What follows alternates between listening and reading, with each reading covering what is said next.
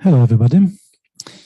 So we don't have German translation in Bodhicharya now.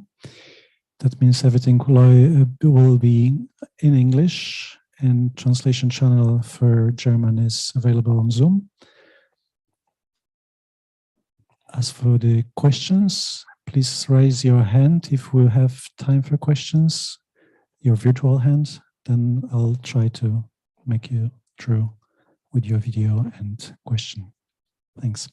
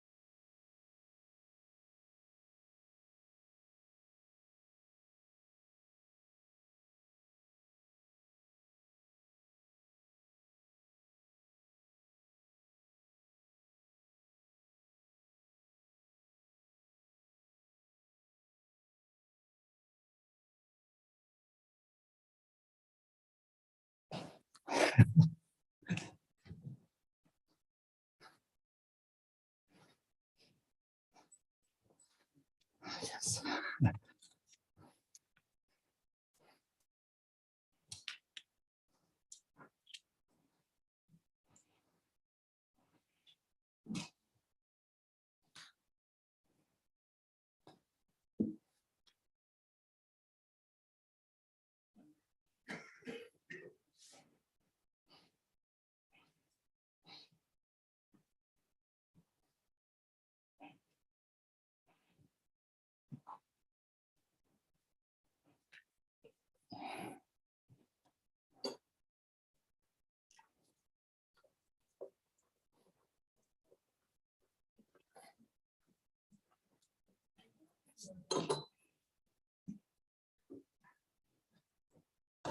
So, yeah.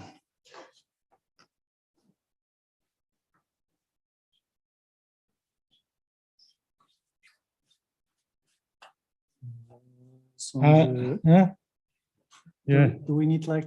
I think we did too much. Too much? Okay. Now we just do a chat. And is there no translation, I think? There's all translations over the Zoom. So oh, yeah. Whoever wants to have translation. Okay. That's very good.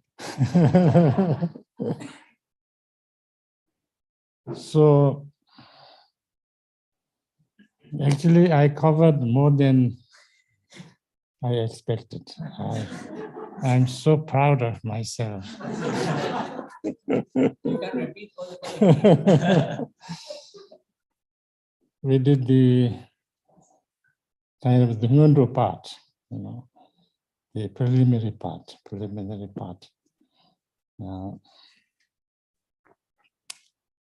So I don't know what to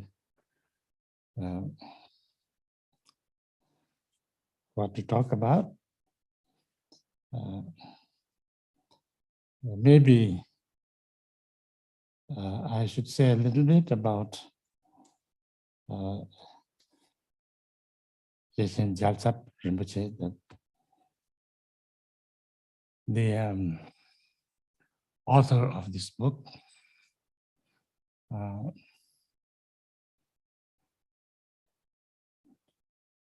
He is from Shechen Monastery.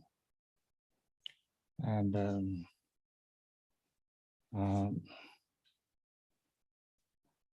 I don't know how many of you know, I used to talk about Chechen Kongtul, who made me monk. You know, I was made into a monk by him when I was about, I don't know, around 1 year. And Sisem Jalsap is one of the lamas from that monastery. And he was also the teacher to Sisem Kongtul, main teacher, and also Tengun Chenchen Rinpoche, their main teacher was Sisem Jalsap. I used to hear lots of stories about him. From my great aunt, the aunt of my father and uncle and these people, because she went to Lhasa together with the camp of Shishin Jalsap. In Tibet, you know, in almost every part of Tibet, it was very common that everybody goes to Lhasa once in his life or her life. And most of them walk. And then when you walk, it takes a year. And even if you have horses and things like that, it takes also 1 year. Because the way they traveled was very leisurely, you know. They wake up very early in the morning when it's dawn, dawn, when it's slightly like getting little bit like light. Then they boil water and have their breakfast, which is always samba. You make tea, no milk most of the time, just milk, just tea and water, and then have a samba. And I think, I don't know how many of you know samba. It's the most delicious food in the world.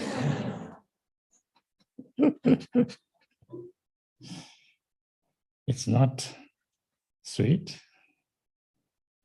not sour, not salty, absolutely no taste.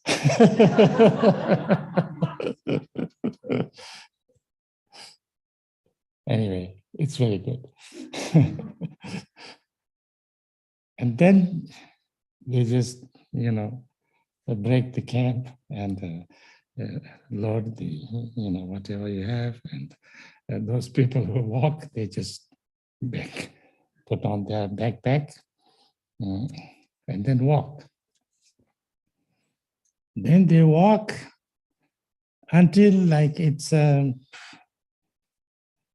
9, maybe from this point of view, when it's this, it's the sun is up and in the really in the morning, very early kind of morning, they start to look for a place to camp. And then if they found if they find a place where there is water, there is some like things that you can find to make fire, and then there's grass for the cattle or for the horses to eat. Then you camp there, and then you stay there whole day. You stay here whole day. If people want to do some Dharma practice, they'll do Dharma practice. If they are like lamas, they used to give teachings and empowerments and all kind of things. Otherwise, they can go walking up in the mountains. And they can sing songs, they can dance, whatever you want to do, you can do. They can have a nap.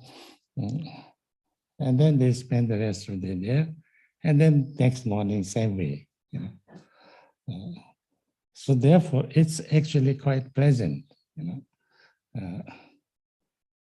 So my great aunt, she was married to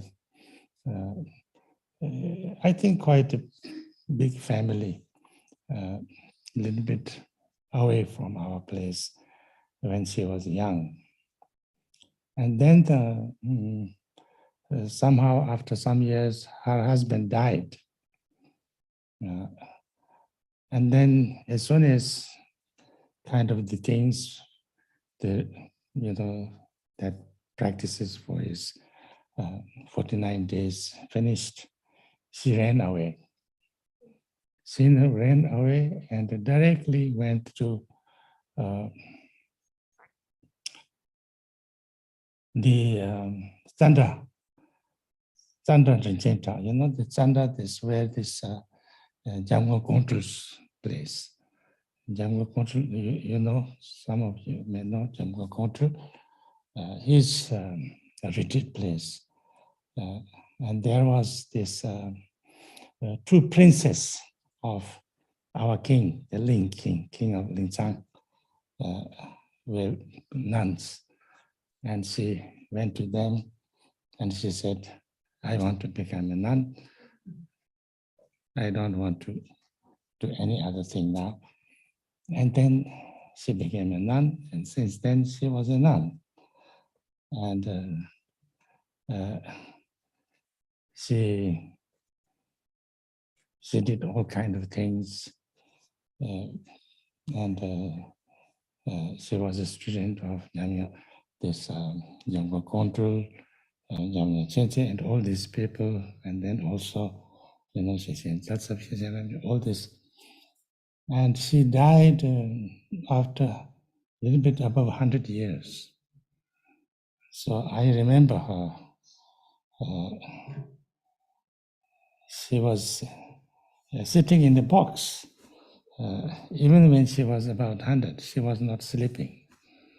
She was sitting in a small kind of box, and she couldn't walk that much. So in the daytime, they will take her outside and she will sit in the sun.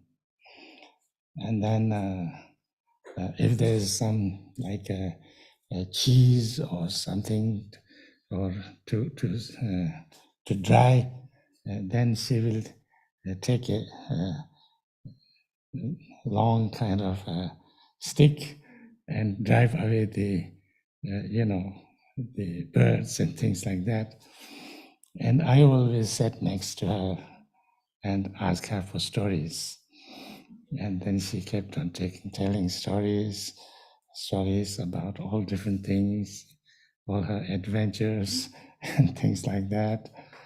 And she had so much devotion to all these lamas, especially, all these lamas. But and she had lots of stories of Seshen Jalsap.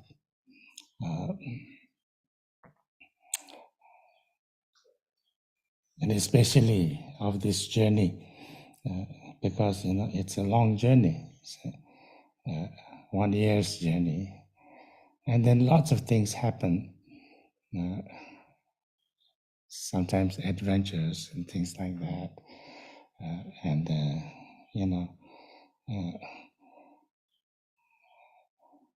she would tell about kind of miracles he performed and all kind of things. And but anyway, the session Jalsap, his name was Jurme Pema Namjal. All the lamas of Chechen, they have named Jurme in the beginning. I think it's the Chechen Ramjam. Chechen Ramjam is the highest lama of Chechen monastery. When fifth Dalai Lama became the head of Tibet, he sent Dzogchen Pema Rinzin. Dzogchen Pema Rinzin was a very highly realized Nyingma Lama. You can say Nyingma. And, his name was Pema Rinzin, but he was called Dzogchen Rinpoche because Chamye Rinpoche, this, I think many of you know the Chamye Rinpoche. We have taught different teachings from him. Chamye Richu, and I think we also taught the Mahamudra and Dzogchen instructions by Chamye Rinpoche, and things like that. I don't know if you, maybe, I don't know. Dzogchen Rinpoche went to him as, to receive teachings on Dzogchen, because Chamye Rinpoche was a great master of Dzogchen and also Mahamudra. He was like, there are many lamas like that, who is a Kagyu master, but Dzogchen master also, things like that. He was like that. And then he told that I have met lots of people who kind of practice Dzogchen, practice Mahamudra, but I have not yet seen a Dzogchen person. And this is a Dzogchen person. So I would call him Dzogchen Rinpoche. So since then he became Dzogchen Pema Rinzin. And since fifth Dalai Lama had a little bit negative relationship with Kagyu Pas, but he was very close to Nyingma Pas because he himself was a Terten. So he sent Dzogchen Pema Rinzin to come, saying that he should build a monastery in Kham, a Nyingma monastery. And to assist him, he sent Geshe, one of the best Geshes, Gelugpa Geshe, called Shalom Ranjampa. In this, oh, I didn't push the button. Mina will be not very happy.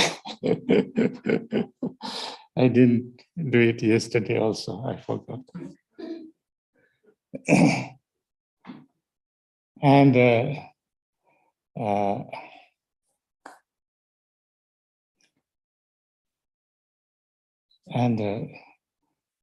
this in this big Gelug monasteries like in Sera, Drepung, and Gadin,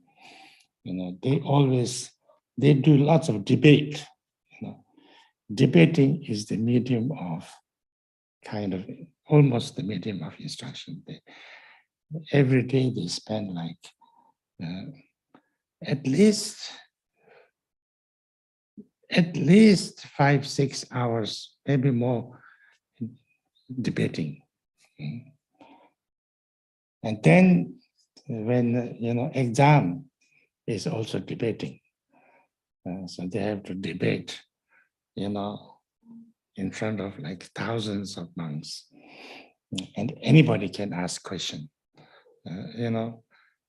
This is a way of, it's a little bit strange and kind of different. The one who's giving the exam is sitting like here, and then anybody can stand up and debate with you, anybody. And then you have to answer the right questions, right answer. And if you cannot answer, or if you then you don't get the Geshe degree. So this he was so good at debating, because when you lose, then you have to take off your hat, and then when other people lose, they will take off their hat. So he was so good that all the geshes took off their hat and put it on the ground, so he could walk on top of the hats. So he was called Shalam Ranjampa. Shalam means the path of the hats, the one who walked on the path of the hats.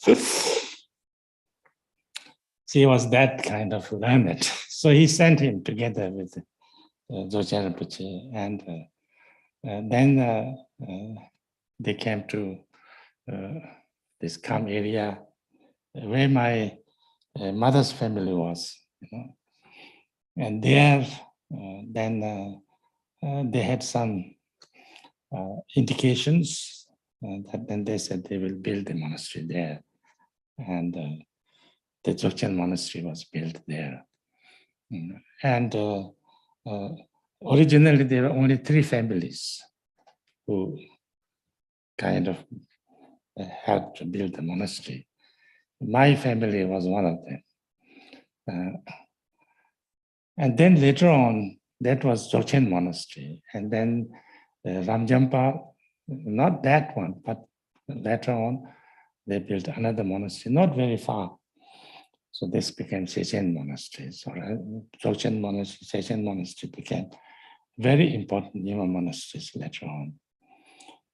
So Shechen had very many great masters. Shechen Ranjam himself was always, but then Shechen Untul, Tutup Damjal, was a very, very learned Lama. And then this Jamya Chense Wangpo, and Yamga Kontul, and Paltu Rinpoche, all of them were his students. They stayed together in this Shechen monastery.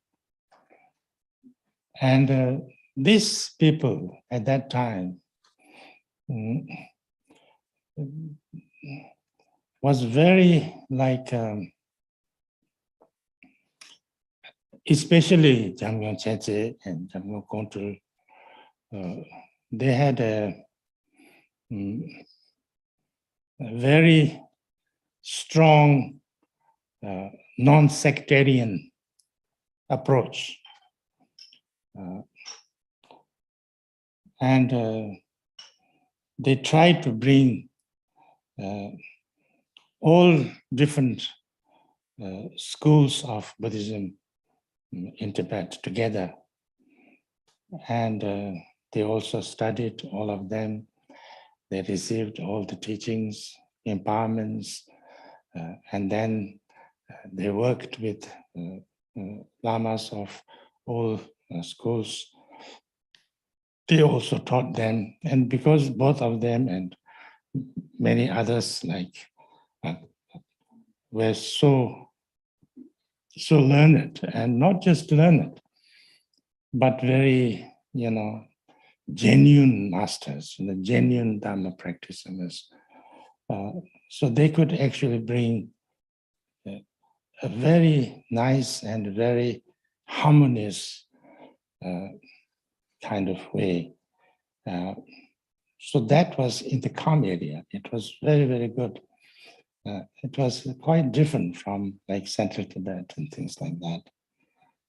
And so therefore, this Jamia Chenche and Jamwa Kontul, both of them, and also Patu Rinpoche, they didn't have any monastery of themselves.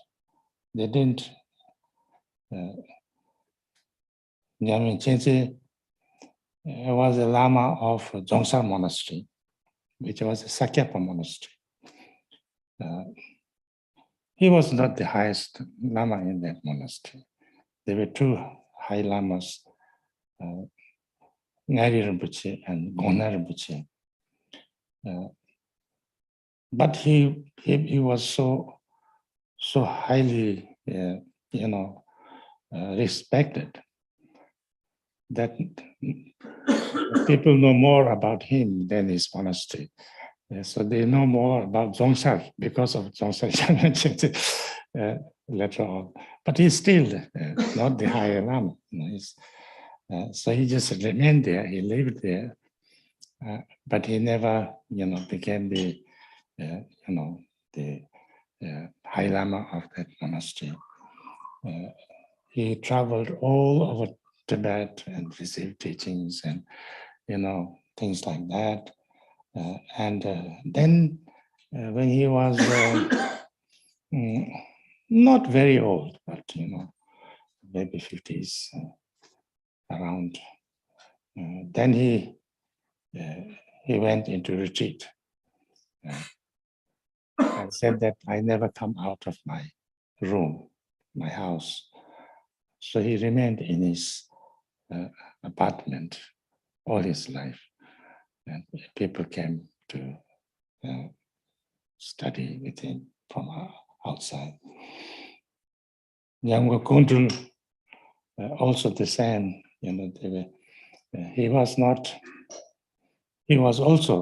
didn't have any monastery or anything like that. He didn't build any, he had a retreat place. There was a retreat place of Palpong Monastery. The Palpong is one of the Kajipa monasteries. And when he was very, very learned. So, he was teaching and all kind of things, but then he said, now I'm going to, in the retreat place and stay there to do retreat all my life. I don't come out except on 3 occasions. When I have to receive teachings somewhere, then I'll come out. If I have to give some teachings somewhere, then I'll come out. And if there's calamities in the country, and if I have to go to do something there, then I come out. Otherwise, I'll not come out. So he did that. He only came out sometimes to teach, sometimes to receive teachings. And 1 or 2 times he came out to settle wars, things like that. Otherwise, he was always there. But that Chandra, which was just, Palpong Monastery's retreat center, became like his place of activity. And so these Shechen Gyaltsab was student of both of them, and of course many others. So he was a very, very learned and highly accomplished master. And he received the teachings on this Lojong teachings. All his Lojong teachings he received from Jamye Chenjit, Jamye Chense Wangbo. Jamye Chense Wangbo gave him a very elaborate teachings on the Lojong. And then he also gave him all the texts. He gave long and all the texts of Lojong from different things, from Atish Dipankaras, and Kadampa, lots of Lojong teachings from Kadampa. He gave them, and then Jamgo Kontrul also, because both of them wrote commentaries on the 7-point mind training, and also Jamgo Kontrul. He also gave all the teachings and then gave some other, texts and instructions and all to him. And then from one or two other of his teachers also, they gave every, available Lojong teachings, including, like teachings on Bodhicaya Avatara and things like that, and asked him to write a commentary where everything is included, all different kind of instructions are included. And that's how he wrote this, this commentary book.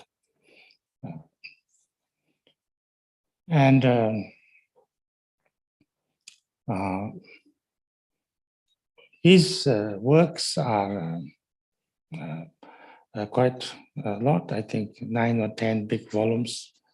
I received the loan of this from Tengun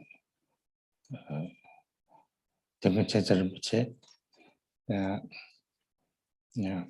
Tengun Chensa Rinpoche had a very, very strong devotion to Shechen Chensa Rinpoche because he was his one of the main teachers. And also, like Akon Rinpoche and Trompa Rinpoche, where, kind of their main ultimate teacher was Yamwa Kontrul of Shechen, who was the student of Shechen Gyaltsab Rinpoche. I think that's one of the main reasons why Akon Rinpoche regards this book so important, although, of course, this is a very elaborate and very, very inspiring commentary on Lojong.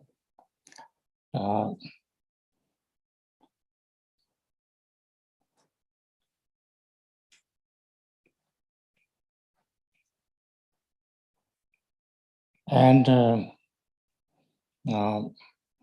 that's kind of the story, how this book came into being, more or less. And the teaching itself, I think many of you have already received teachings on mind training, 7-point mind training also. Actually, Trompa Rinpoche, Chögyam Trompa Rinpoche,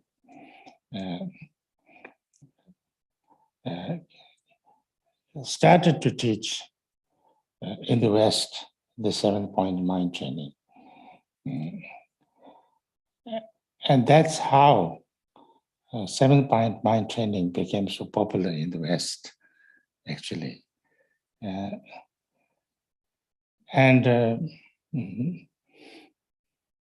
It is very well known and very important, but somehow it became one of the main kind of Lojong teachings in the West because of that, I think. And so, of course, all Lojongs are in a way same. Lojong means mind training. And this mind training is basically,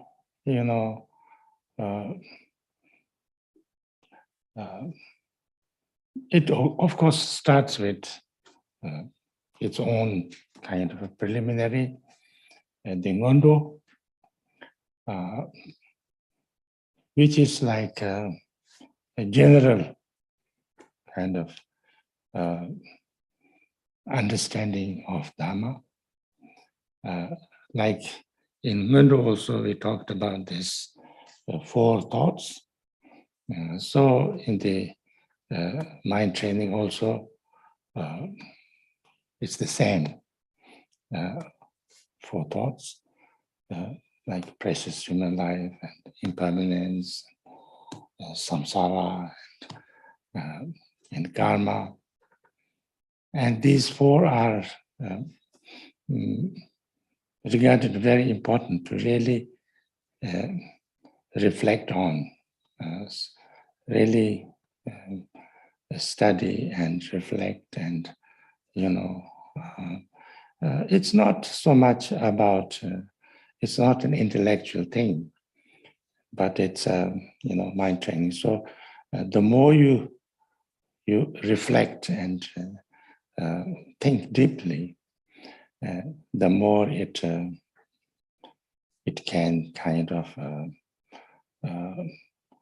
it can do something to your mind, how you see things and how you reflect.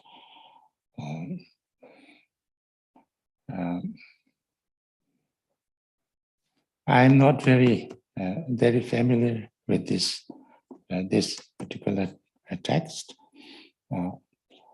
although I have a copy of the whole Sheshe Gyaltsab's Songbum, which was published by Tenmo Chense Rinpoche. But I had a copy of Gonzalo Michalo, the Patu Rinpoche's Nyingtik commentary. When the 16th Karmapa kind of was starting to build the monastery in Sikkim, Rumtek Monastery, he also started doing the Tibetan xylograph. Tibetan way of printing was to carve kind of like a block the letters in the opposite way on a piece of wooden block and then print on it. All the Tibetan books were printed like that. You just carve. So he started to carve these books in the monastery. And the first book ever he published was this Gonzalo Michalo, the Patu Rinpoche's book on Ngendo, Nyingtik Ngendo. And that time, it was extremely difficult to get books, for people to read because, there was nothing. And there was some libraries, but they wouldn't lend you. So the first book I had was that. And plus 2 small booklets of Patrul Rinpoche that was published by Tulku in letter print, So these are the 3 books, and I read these 3 books again and again and again, maybe hundreds of times. So I think I understood a little bit of the Dharma way of thinking from that. It was, I never got tired of reading this because it's very, this book by Patrul Rinpoche is very, very, it's actually a Ngandu, it's a Ngandu book, but it's very, very, what can you say? It's very funny. It's very, very inspiring. It's very, you can read it again and again, and you never get tired of it. And later on, when I came to the West, some people told me, oh, this book is so heavy. This book is so serious. I was completely shocked. I said, how can this be? It's not true. This is most light and most humorous and most, and then I went through the English translation.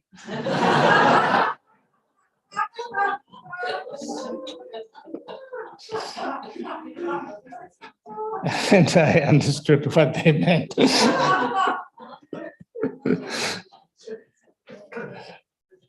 It was a little bit same with, the Gambopa's, jewel ornament of liberation also.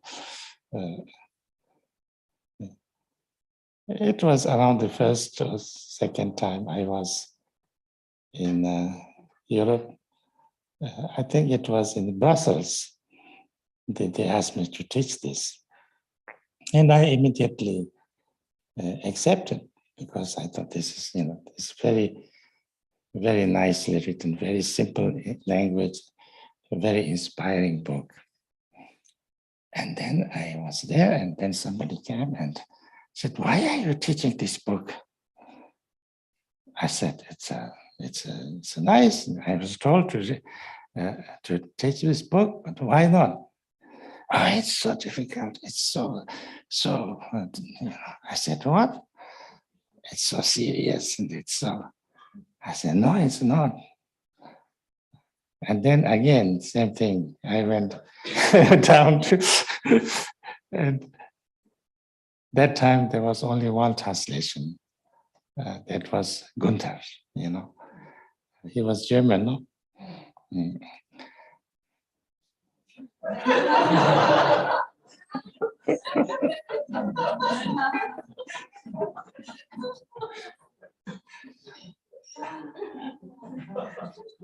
And I read, and I understood what they were saying. I could hardly understand myself what was being said. And then I didn't criticize Gunther, but I was trying to trying to simplify a little bit what he was saying. And then somebody came up to my room and says, how can you criticize Gunther? I said, I'm sorry, I was not criticizing Gunther. How can I criticize Gunther? But, I couldn't understand myself. For a long time, the translations were very like that, Sometimes they were, too difficult. sometimes it was more or less wrong also, things like that. It was for a long time, I was somehow working in the universities in India for a long time. And I used to go to conferences very often. I became a kind of, I don't know what you call now, I forgot. Those who goes to the conferences all the time. Usually in the university, if you go to conferences and things like that, it's regarded very good, But one time I got a notice from that you are doing too much.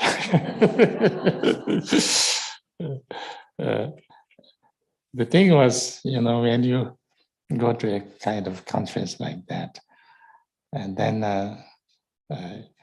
you have lots of people, writing papers and articles and things like that. And then you will find that most of them, half of them, are totally wrong, giving totally wrong information. Then you would get up and say that this information is wrong. It's not like that. And they would say, how can you say it's wrong? It's in 50 published articles. But all these 50 published articles are based on one wrong book. It was so, what can you say? It was a little bit frustrating, It was frustrating, but it was a good training. It was very good training. Because before that, I used to think that I can argue. And with reasoning, I can debate and I could win. And I could persuade other people to accept my way of thinking. I learned that you can never convince anybody if they don't want to be convinced. It was very important. It's a very important thing to learn. Because however good, reasons or good arguments or good, you have, if other person don't want to accept it, you can do nothing. Yes, it's like that, So then I stopped arguing, and that was good for me. I used to work in writing the textbooks for Tibetan. And in that department, we had 4 people. There was an old lecture person who was writing lecture textbooks. He was a Christian. He was a Christian, not totally a pastor, but really very, very strong Christian. And then there was a Brahmin who was a Nepali guy who was writing Nepali. He was, of course, a Hindu, and an Acharya, so he was very good in Hinduism. Then there was Subba Song, called it. He was a shamanistic, Pempo. And then I was kind of Buddhist. And the 4 of us sit in the same room. And then me and the Hindu, we used to a little bit debate. And there's the Christian one who said, don't debate, don't debate. So And then slowly I learned not to debate. But we were so good, so friendly. We were like, kind of brothers, or, the old man was very old, but he was like a father to us. And so we always went together. We always, every day we went to the chai dukan, the Indian chai shop, to eat a samosa and have, Indian sweet tea every day. And then when there was any football game, we went to see it together. I was not really interested in football, but my Christian friend was so interested that he wouldn't let me not go. You must go to this. So we all went there. It was really so nice time. I spent there like 8 years, and we had so nice time. So anyway, that is nothing to do with Lojong. Yeah, it has something to do with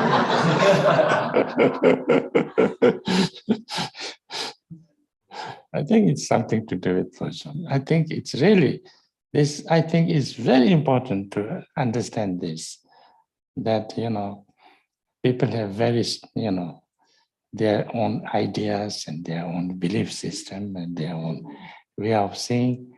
And it's almost impossible to change it,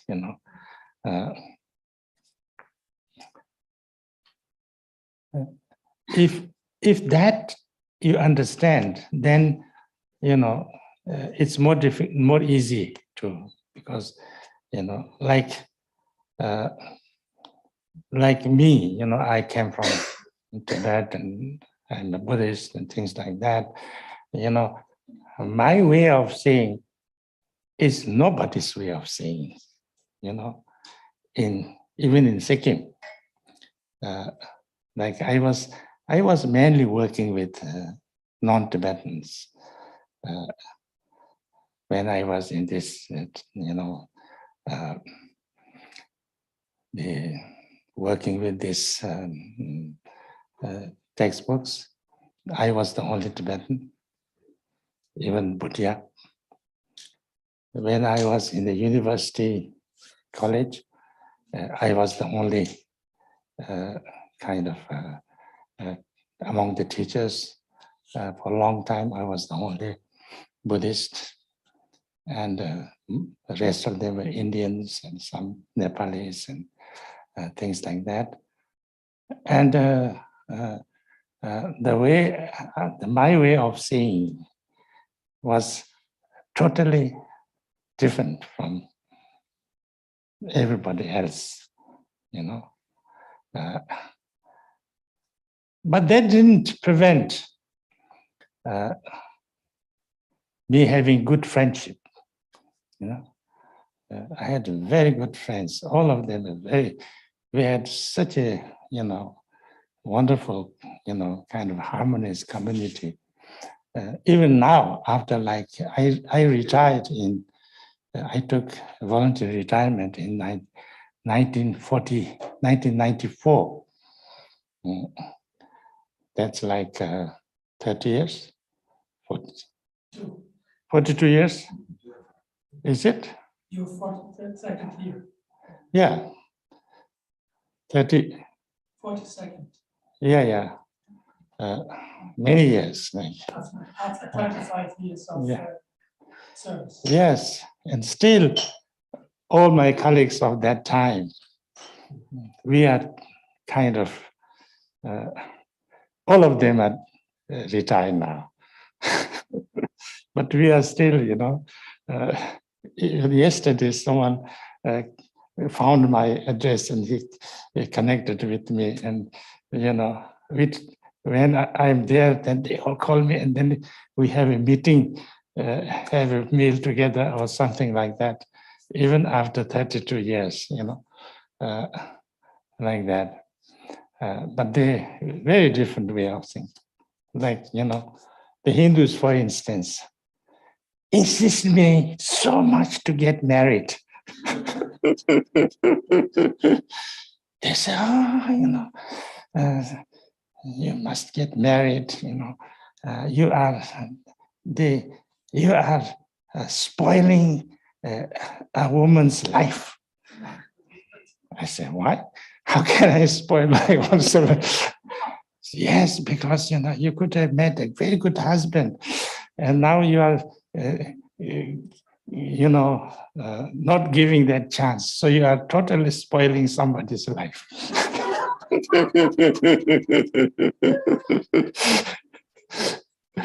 They actually believe like that, I think.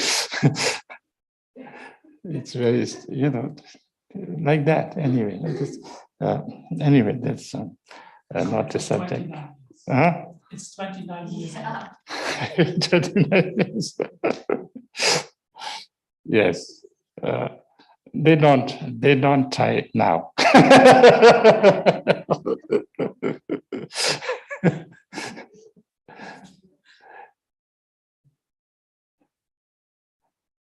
So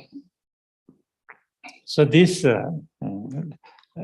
here in this book, the preliminaries, actually the first point of the 7 points. In the root text, it's just one short sentence. First, train in the preliminaries. And this much is the commentary on that. 181 pages. Yes, because that's how it is regarded important, that the preliminaries. Because if you really understand and can reflect on that, that can kind of really transform your way of seeing a little bit and turn your mind to the Dharma. So that's well, in here it's there's lots of. So since now there is also there is already a translation. Whose translation is this? Whose translation is that? Yeah, I think it's coming from Tatan Tulku's thing, because Tatan Tulku was also a student of this Jamga Control of Chechen.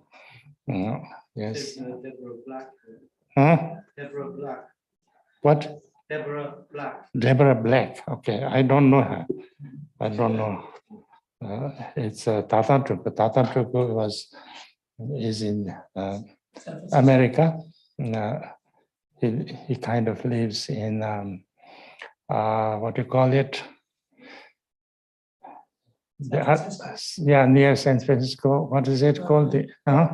Berkeley. Yeah, Berkeley. But he also built a very huge kind of complex, a little bit up upper California, but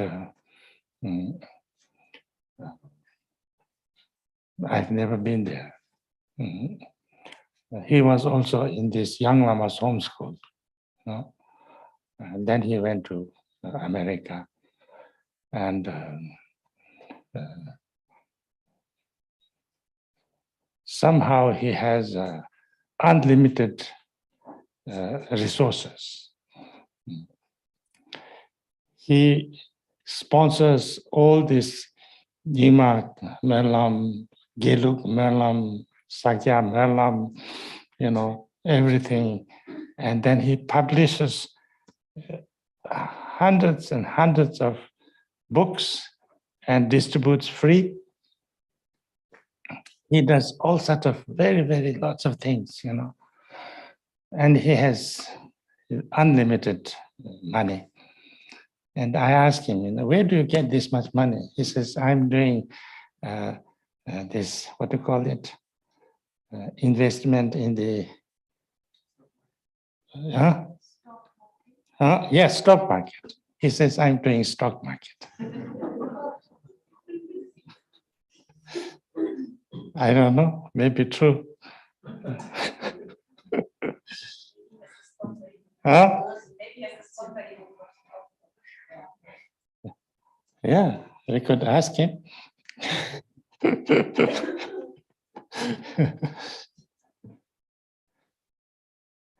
Yeah.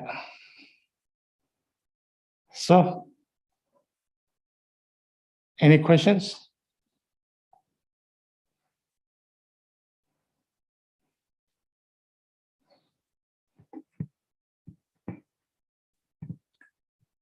You are most welcome to ask questions because I don't think I would, we have the time to go through the, you know, the thing. And then I don't know what to say.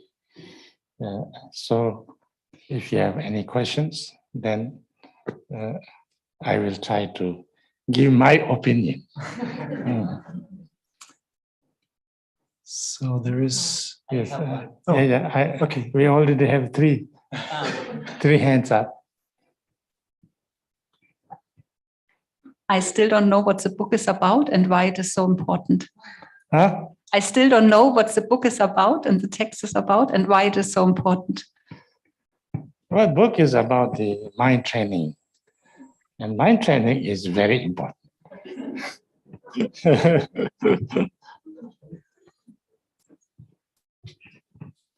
So my question is, you start with your grandaunt's story. So maybe you can also share a little bit of the story about Shichenjata Rinpoche from your grandaunt. Well, I think there must be the biography of Shichenjata Rinpoche in that book translation. What she was telling was kind of anecdotes of that time, but I'm not sure if I can tell them good enough because I was only about 3 that time. So she was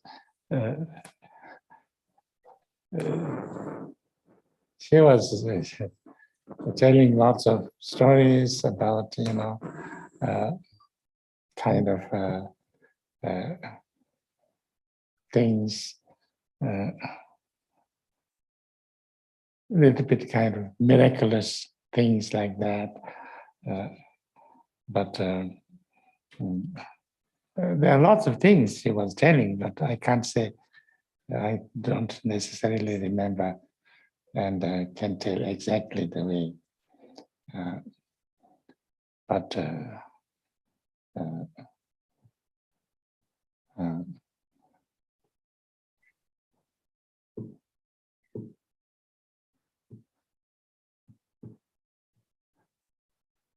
like she was saying that one time they had to, they came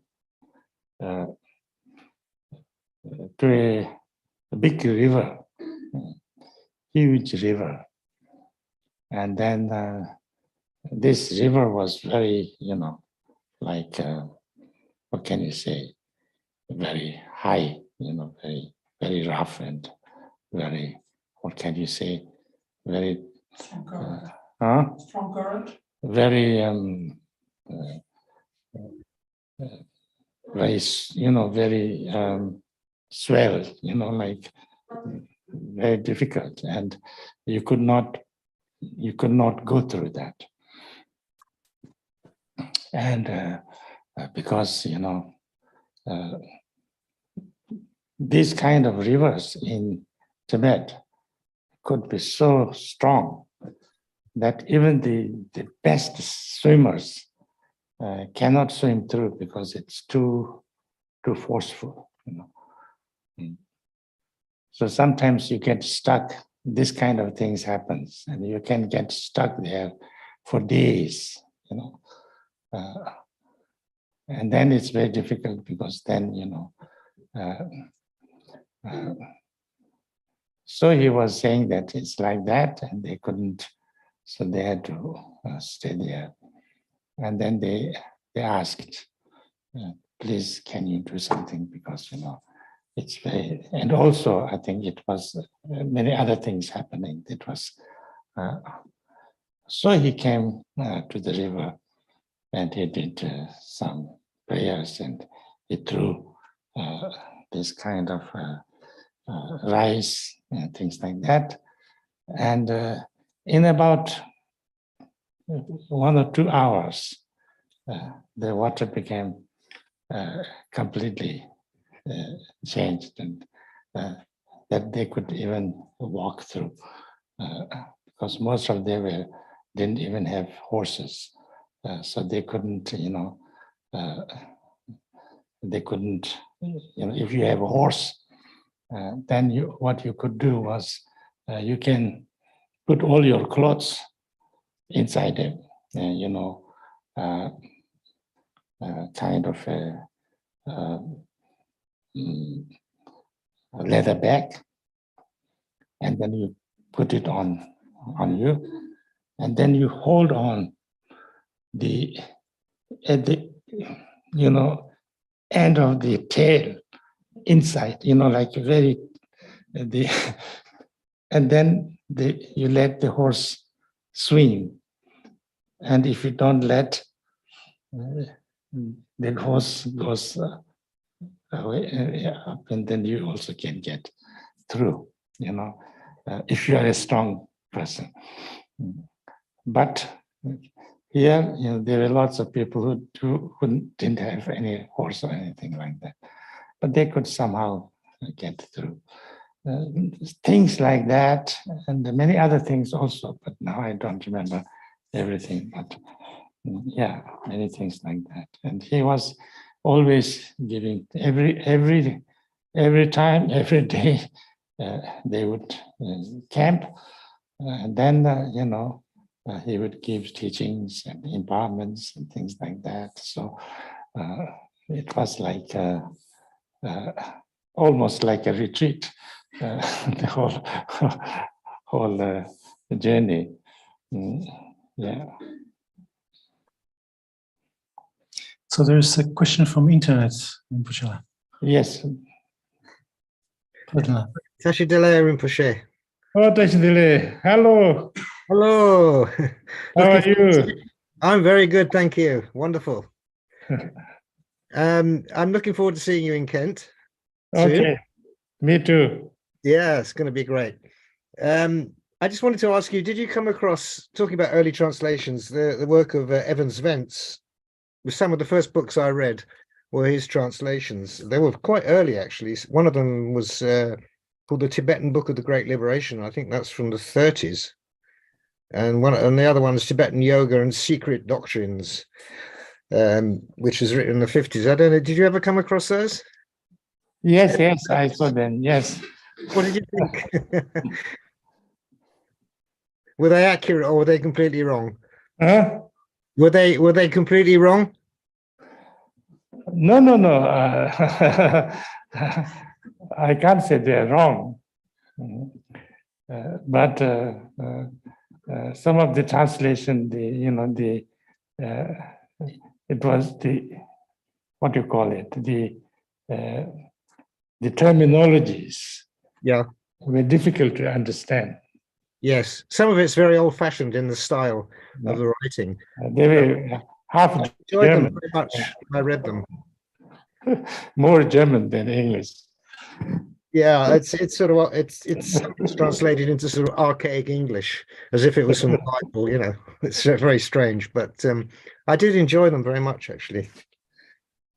I just wondered if you thought that they were okay. They're generally, I think the translations since improved a lot, I think. Yeah, for sure. Yes. Yes. And, especially, like in the late 80s, in 90s, then it started to become much more, from my point of view, better. And then, it's progressing. It's really progressing. And now there are some very good translators, and when I try to read the translations, and then, the Tibetan, sometimes I can't find,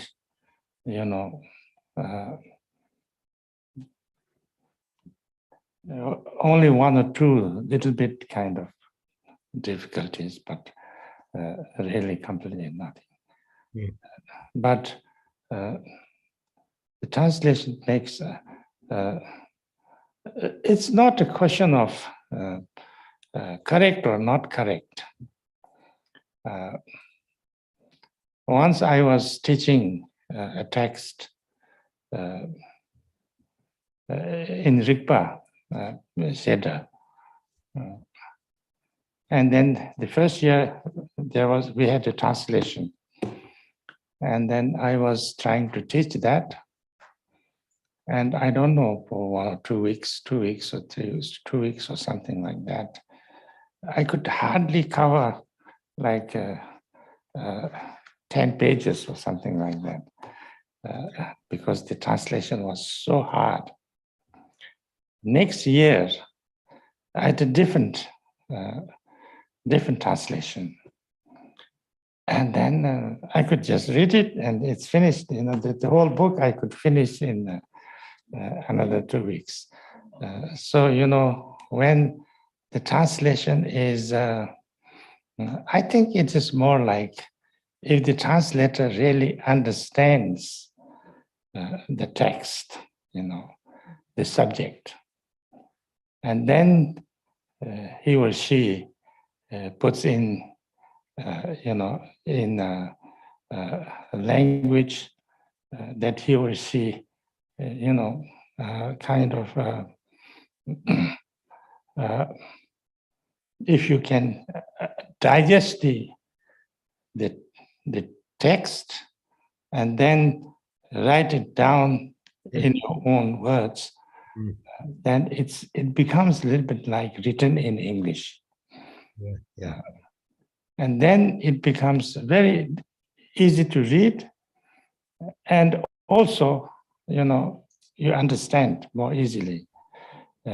But many of the older translations, it's kind of a literal translation. Yeah, too literal. Yeah. Word for And they make it literal because they don't understand. Yeah. So you have to put all the words there. Yeah. So that nobody can say it's a wrong translation, because the words are there. Yeah. But then the words doesn't make any sense. Yeah, but the meaning's missing. Yeah, because sure. it's kind of, you can read 10 times and you don't know what it's saying. That's the problem. Yeah. So, but nowadays, I think the standard of Tibetan language of the translators have really improved. Now there are lots of, translators who can even talk in Tibetan, like, Tibetans. Most of the earlier translators couldn't actually talk Tibetan. Sure. They could read only, but not too much. So, things like that. It's changed. Actually, at this moment, it's a golden time for the translators in Buddhism. Because there's so much support for the translations. You know, there's 84,000 Standard Foundation. There is this, what is it called? France, Padmakara. Yeah. There's so many like that, which is really, really, you know, good translation groups. Yeah. Thank you. There's a question from the south. Yeah. I would like to listen again. A few days ago, you explained about the different sanghas, and you told about the Vinaya Sangha. And I have doubts for the meanings of the Vinaya Sangha.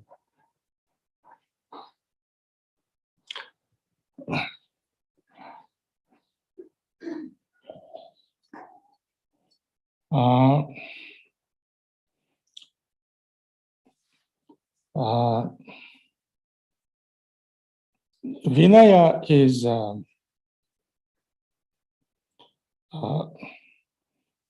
how can I say? We talk about Tripitaka, you know, all the teachings of the Buddha is called Tripitaka. Yeah, three is three. Pitaka is like baskets. So every teaching, all the teachings of the Buddha can be categorized into three parts. And then these three parts are Vinaya, Sutra, Abhidhamma. Yeah? Abhidhamma. The Vinaya is about the ethics, about the conduct, about the Sangha, how to behave. If you become a monk, if you become a kind of a novice monk, then what you can do, what you cannot do. If you become a bhikshu, fully ordained, what you can do, what you cannot do, and then all the rules and regulations about the thing. And if you are, like a lay sangha, then what you should do, what you should not do. This is Vinaya. Yeah. So the Vinaya, translated into Tibetan, is 12 volumes. It's the kind of, you can say, one of the biggest constitutions. It's like constitution, yeah. And it's very democratic, actually. It's completely democratic.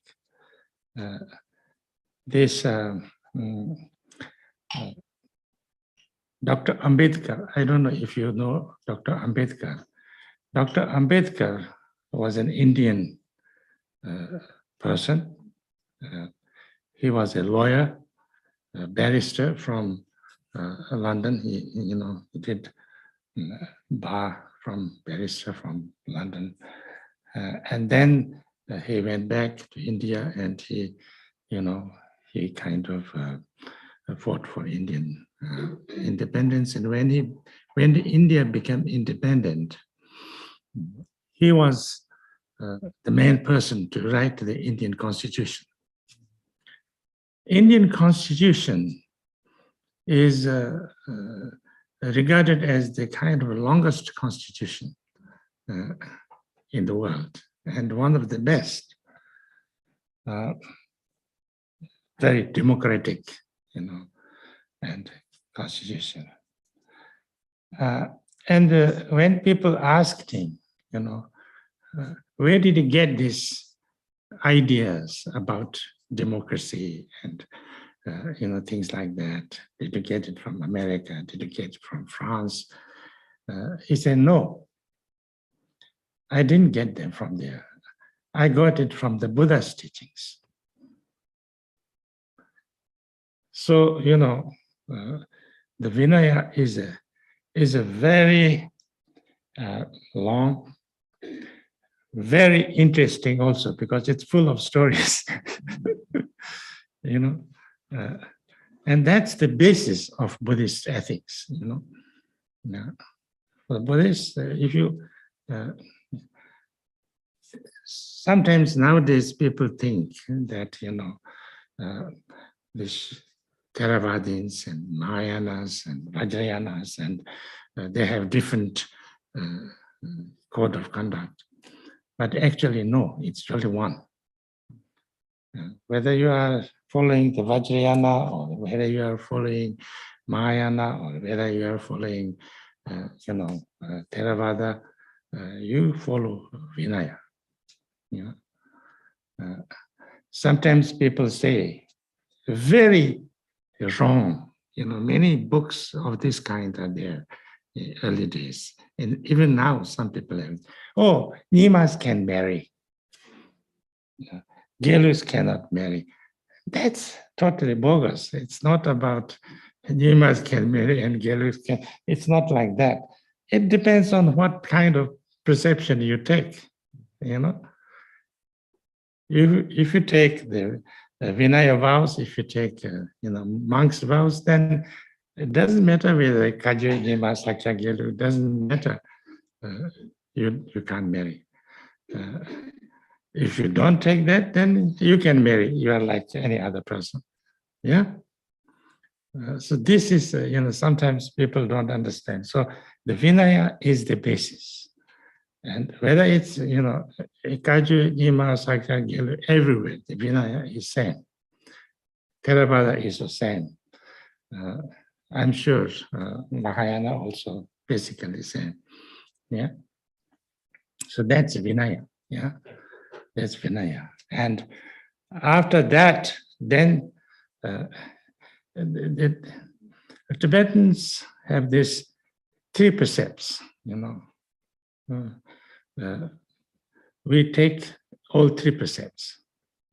First, Vinaya, yeah, at least one of them, we have to take. Like, if you're a monk, then that's the Vinaya precept, that's the monk. If you are, a householder, like, Upasaka or Upasika, that's. If you don't want to take that, at least refuge. You take refuge, and that's the Vinaya. And then you take Bodhisattva vows. Then you take the Bodhisattva vows. That's the second precept.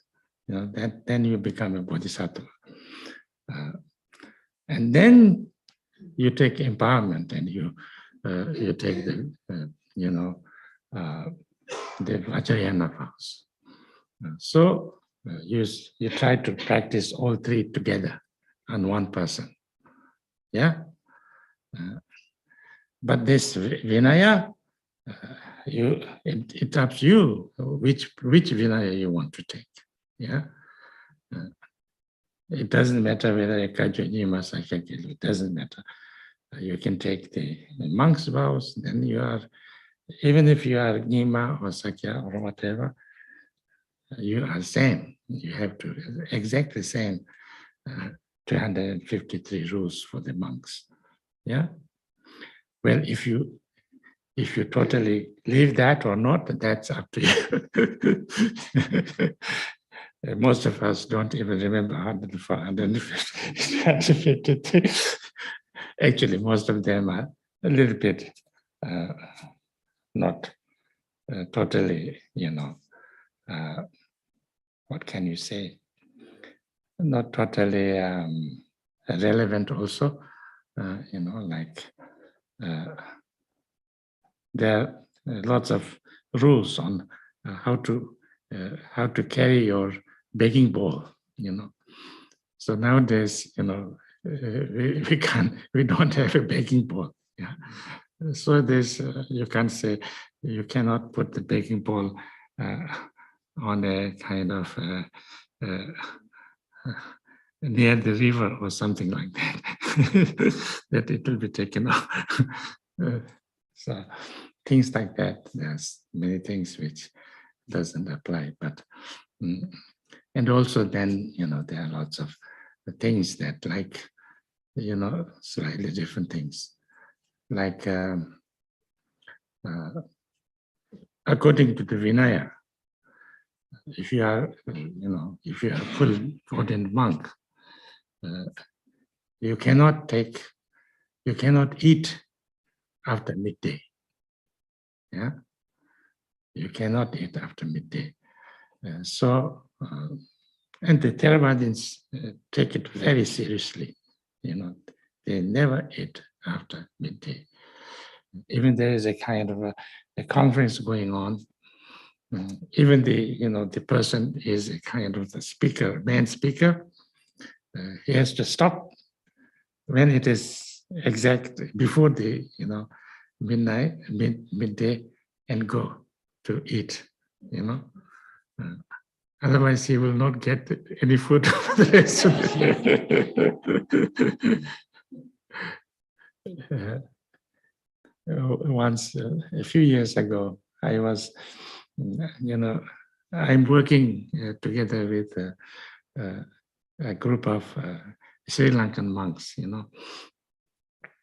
and about mindfulness and things like that. They do very good work in Sri Lanka. They're teaching mindfulness to all the schools there. And then we had a conference in Norway. And they came to Norway. I also went there. And then first thing they asked us, when is the midday here? When is the midday here? And then, people had to, look at the, and search, when exactly is the midday. And then they had to find out. And that became like Wi-Fi number for me. When I arrived somewhere, I asked for, what is the Wi-Fi,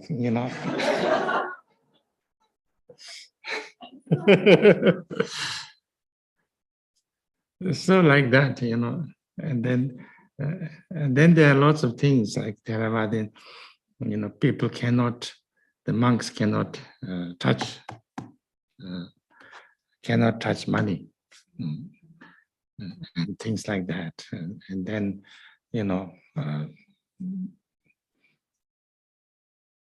but then this sometimes makes it difficult, sometimes make it difficult. We had in Rinchen, my monk, he teaches in Caribbean islands, and he has some centers there. And now he's like a little bit retired, but so he tried to get some teachers to come there. So he found two nuns. One is a German nun from Theravada tradition, and another is a English nun, I think, from Tibetan tradition. And they went there, and they were there and teaching. And after a year or so, the centers there said, we cannot keep the Theravada nun because one person has to be always there to help her all the time, because she cannot touch money, she cannot do this, she cannot do that. So one has to be always present.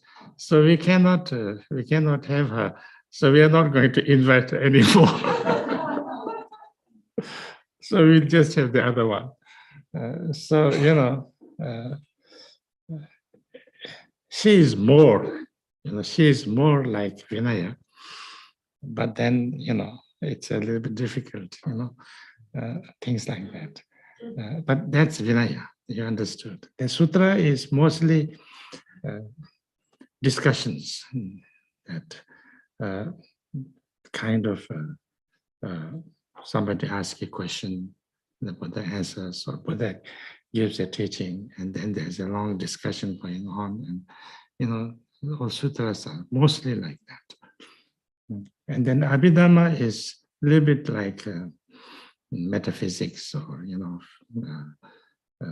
things like that. It's more like on the view, you know, something like that. Yeah, yeah. So we have still 2 questions from internet and 1 in here. So, Okay, yes. Yeah. When we were talking in our community about the text, we found very often that parts of them, they were so beautiful, but others were so challenging. And when it was very challenging, then the word came up, oh, it's made for people living in a monastery. It's addressing to nuns and to monks. It's not for us. And I'm not so sure if this is right. My thinking is going to a point that I think maybe attachment or is a part of our human condition, and it doesn't matter where we are living or which kind of style of life we are living in.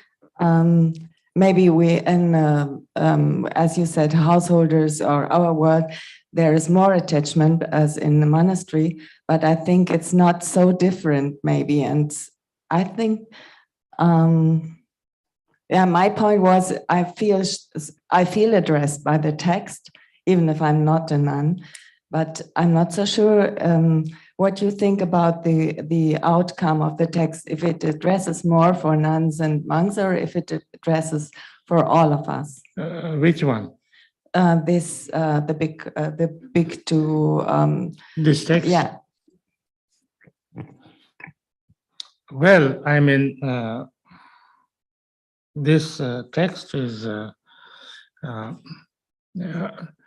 about the mind training. So it's actually addressed for everybody. It's not necessary for monks and nuns. Yeah. But you know, this is kind of usually it's like this. You know, you give instruction. If you do it perfect, then it should be done like this. Yeah. So the you know, kind of what can you say? The real, you know, the best way of doing or practicing, or, you know, the strongest way of practicing is doing like this. Yeah.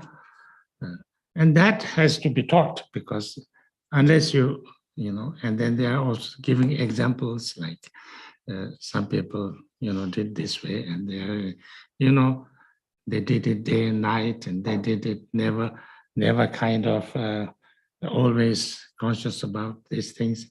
That's important, because, you know, you have to say what is the best way. Now, that doesn't mean that all of us can do the best way. Yeah, this is very important to understand. You know,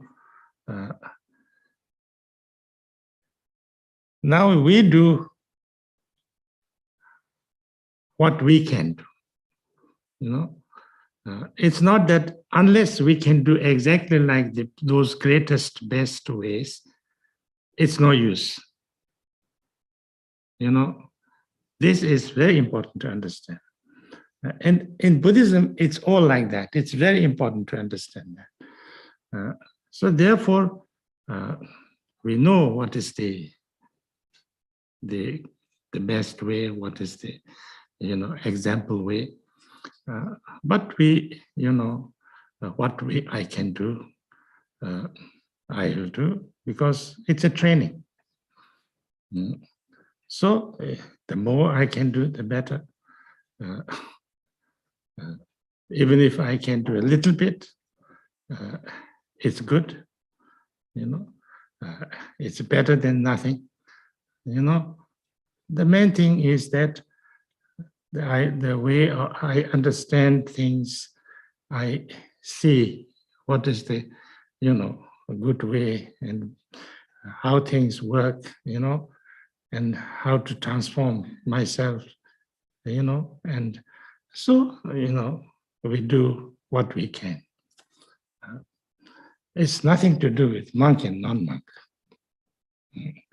Some monks can be very good practitioners. Some householders can be even better practitioners.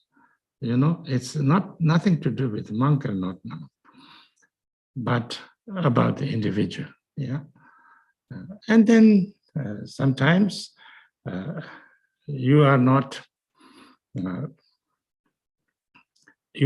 so. What can you say? So strict in your, or so perfect in your kind of discipline and things like that, or doing things outsidely. But your mind is more free, and your mind is much more, free from negative emotions and negative state of mind. And that is sometimes much better.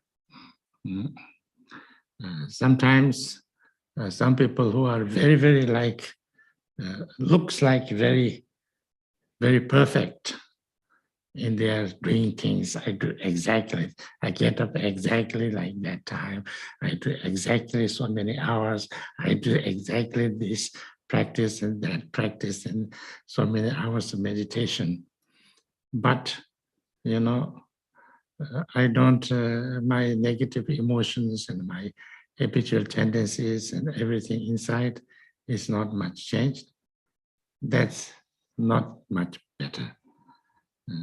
Sometimes somebody is not so much like that, but he or she has lots of compassion and kindness, and and then that is sometimes much better. So these things, you don't have to. It's difficult. You can't judge people. Yeah. So we still have some questions from internet if we have time. We still have some questions from internet if we have time. Okay, so Bob will be the first.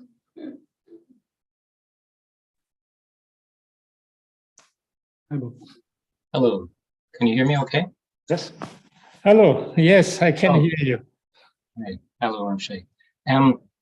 I actually had a question about the Sangha from the other day, and I was wondering, so you spoke about the importance of the vows, the Vinaya, and you just went through it there with the other question that was asked. And so my question is, is it only when someone takes the vows and holds the vows that they actually are considered Sangha? So if someone doesn't take even one of the 5 precepts as a lay practitioner, are they technically not someone who would be considered Sangha, and therefore someone that would be wise not to take refuge in and rely upon? What is the discerning point where someone is or is not Sangha? That's my question. No, I didn't understand fully what. So in the teaching from the other day, you were talking about what makes someone into Sangha, and you talked about how important actually taking the precepts are as something that defines someone as being part of Sangha. Yes. So then my question is, if someone is not, someone who's maybe around the Dharma, but is not actually taken the precepts and is not holding them very clearly, or has taken them but not holding them, what's the point at which they are or are not Sangha? Well, if you don't take any precepts, neither refuge nor any kind of Vinaya precepts, nor Bodhisattva precepts, nor Vajrayana precepts, then I think you are not a practitioner, no? Okay. Yes, that's how I would think so. But then for beginners, for instance, at what point do they become part of Sangha? Usually, if you say it like that, then if you want to, from that point of view, the Buddhist Sangha, then at least the taking refuge, I think, is the one. So would the 5 precepts be important aspect of that? The 5 precepts is the next stage. So refuge is the first. Then you want to take 5 precepts, or each one of them, or 2 of them, or 3 of them, or like that. That also becomes, because the idea is if you are a member of the Buddhist Sangha, means that you are actually living, at least some of the, in your actions, yeah. So that's. Thank you. Would it be okay if I ask another question about the past teachings also? Yes. You spoke in the teaching on the practice. You spoke about the importance of lifting one's spirits and keeping one's body energies in good shape. So one's body's energy, and I was wondering if you could recommend any simple Lujong exercises or anything that is understood to be good for balancing the body's elements and keeping one's spirits up from an energetic point of view.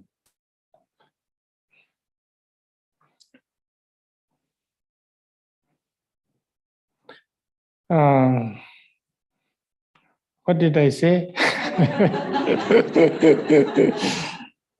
Well, you did mention that prostrations were good for that. But Yeah. I was wondering if there was maybe other physical exercises that are understood within. Yes, this I think tradition. let us limit to the prostrations. Okay. Okay. Time being. Okay. And you also. I think I would like to. I think I should say this. This is, when we are talking about Sangha or Buddhist Sangha, that doesn't mean that you cannot be a good person, or you cannot be a positive, or you cannot, you don't need to take any precepts or anything, just being a good person, positive person. Good human being. And that is also, you can't say that's not Dhamma practice. That's Dhamma practice. Being a very good, kind and compassionate being is very much Dhamma practice. Maybe sometimes better than those who are kind of supposed to be monks and nuns. Yeah, and that's another thing. But if you talk from the Sangha point of view, then yes, Sangha is,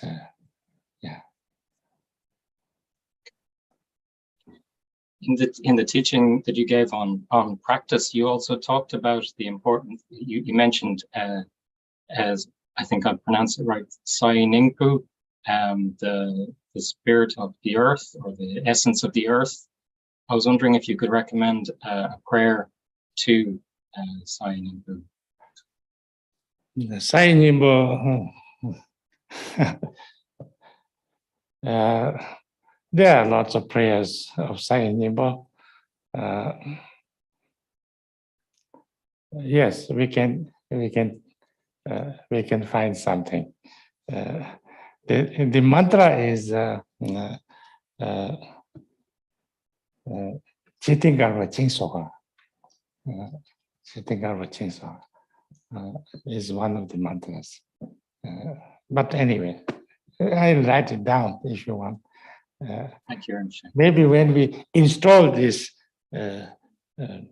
we have two big statues here of Sai Ningbo. When we install that, then maybe we will have a short sadhana.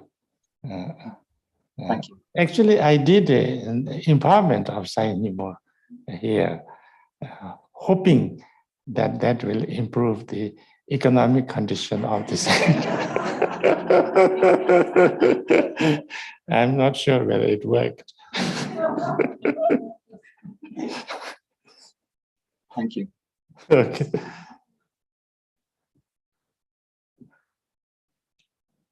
There's something from internet. I don't know. Huh? It's already after 9. We don't want to extend your time, kind of. What's the time? Oh, it's past time. Sorry, but if you would like to answer the question. What is the question? Exactly. There's. Wait a minute. There's another lady there.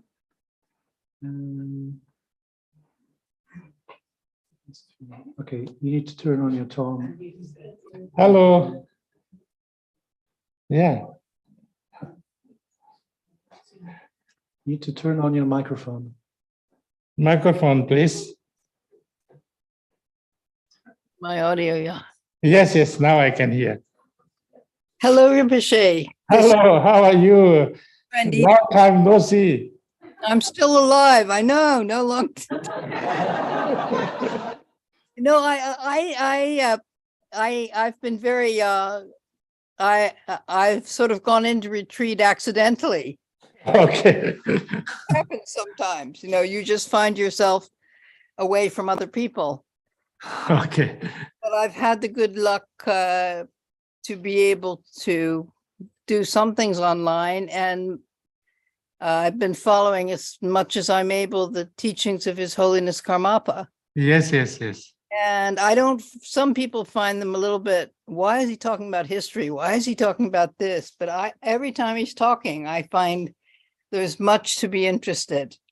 Yes. And so it's making me focus on this question of the title of the book, the real title of the book. Because, I was told, I don't have Tibetan, but I was told that the real title of the book translates as something like a good jar of honey. Which has different implications to the Path of Heroes. The Path of Heroes is giving me. Yeah, it's true. Yeah, this is the Tibetan says Sabde Donsi Tumzang. Yeah. Sab means like a deep. There means the meaning, deep meaning. Dansi is honey, and pum means vase, and zang means good vase. Good vase of honey, of deep meanings. Path of Heroes. I think it's meaning translation. Well, it's a trying to get people interested translation is what it seems like to me. I think Path of Heroes is a very good translation because it has a meaning. If you say, vase of honey, might not say too much to most people. It's sweet, yes, but that's it. But Rinpoche, I guess what I really wanted to say is that, I've now been introduced to this text for almost 20 years now. Yes. First, we had to wait for it, then we had to get it. And then there's a lot of discussion whether this is an appropriate translation. I didn't read the translation, but No, I mean, you spoke very beautifully on translation. I mean, things are getting better. And in the Tara Rokpa, it's in the context of Tara Rokpa therapy that I've studied this book. And Rinpoche especially wanted this text and no other for the Tara Rokpa, because he said it was strict enough, but it was also as big as the world, it's as big as the universe. You're not going to miss out on anything if you follow this. Yeah. So we all are different personalities. We live in different countries. We speak different languages, but somehow this book has been a good challenge. And I just think anything that you can say to us, which helps us to keep it strict enough or, close enough to what the Tibetan really says and what the great master, obviously Shechen Gyaltsab was a great master, strict enough, but also we're moving into this crazy time now where artificial intelligence is supposed to be the last word. How do we keep our humanness in relation to this text? So anything that comes to your mind which helps us, that would be really, really meaningful. And I personally would be very grateful for that.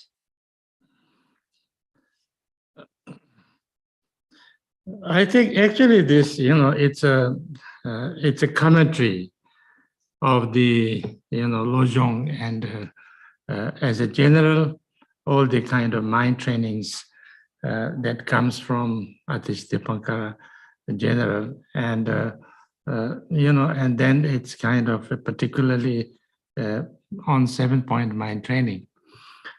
So there, basically it's about trying to, look at your life, about impermanence, about the samsara, about the, the karma, and all the things like bodhicitta and things like that, to try to understand that, a little bit deeply, and try to, develop your wisdom and compassion. Basically, it's about that. It's nothing different from all others, it's just a very kind of elaborate and in a way inclusive kind of a commentary, because he tried to bring together all those different mind training books, kind of in essence into one book, actually. That's what he actually says also. And that's like that. It's actually the mind training, and he even says that in practice you can use the Nyame Khenche Wambos, is a short commentary. You can use that, or Jamgon Kondru's commentary on 7-point mind training. You could use that. He says that very clearly. Yeah. Okay, well, because you're from this lineage, this is your lineage, and that's the reason you were pointed out to people by Akram Rinpoche as a person who could give this transmission, the Lung transmission to people, because Akram Rinpoche wanted to keep this essence of a tradition where things are not just, you don't grab for them, just I like this or like this, and you're part of this tradition. So anytime that you can tell us things which fit, which are come from, like the things you've told us today are very, very valuable from my point of view. And, the more, the better. So thank you very, very much for coming in person, even though I can't meet you in person. Thanks for being present for something which means a lot to all of us. Thank you. Thank you. One thing this is a little bit different, is, here in their he talks about very a lot. He kind of explains a lot about the Buddha nature, which is usually in Lojong kind of general Lojong things. You don't talk much, and this is very much to do with the Gampopa style. The Gampopa style, the Kagyu style, is to talk about the Buddha nature first, and then other things. The rest of the Lojong style is Buddha nature is not mentioned in the beginning. And that is a little bit different because in the this Gampopa's book, Jewel Ornament of Liberation, it starts with the Buddha nature. Actually, it's something a little bit different tradition. The Daya Rinpoche once told me to come and teach Buddha nature because because he said that that's the Kajupa's main kind of special way of doing things. So this is, and here it's very much. And also, I think I forgot to mention, Chechen Gyatso Rinpoche is said to be one of the emanations of Gampopa. Okay. Yeah. Well, thank you very much. Thank you. And I hope I see you when you come to Edinburgh. Yeah, hope so. Yeah, you don't look that different, Well, I'm really old. I'm an old person. I know your age, but I think No, inside I don't feel very. but it's not only you who aged, rest of us also going the same way. Yeah, I know, but we're so lucky. We're so lucky. That's all I can say. Thank you very much. Nice to see you. Thank you. Yeah, thank you. 수놈디 다제제 바니 톤네네비 다나 바제 세가 나지 와라 시빈 소렌도 한도 하쇼